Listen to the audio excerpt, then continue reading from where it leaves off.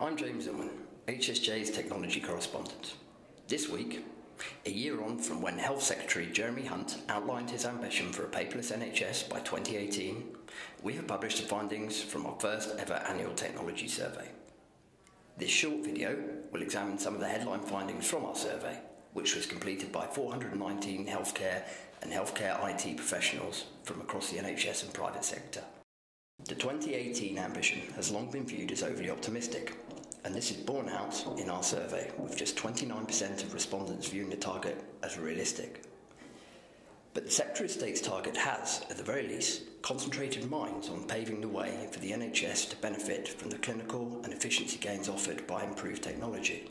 The feedback from respondents paints a picture of a sector that appreciates the need for improved IT systems.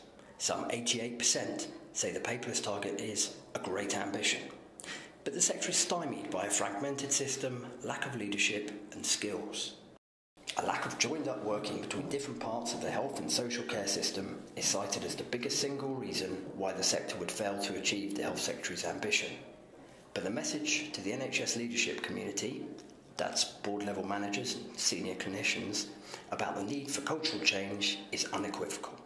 A staggering 91% of respondents to the survey said the leadership community's lack of IT knowledge could further undermine what is already a very challenging target.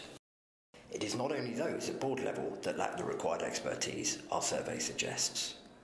74% said trusts do not have the required insight or skills to buy the right IT systems.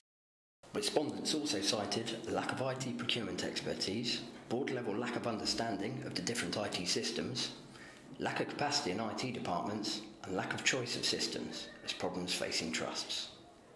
There was no definitive message from respondents to the survey about how best to address the knowledge gap.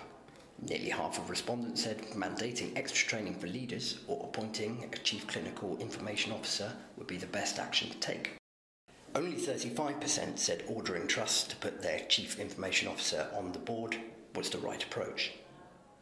NHS England admitted that there was an overall challenge for boards and senior clinicians to understand the level of technical, commercial and programme complexity involved in achieving integrated digital care.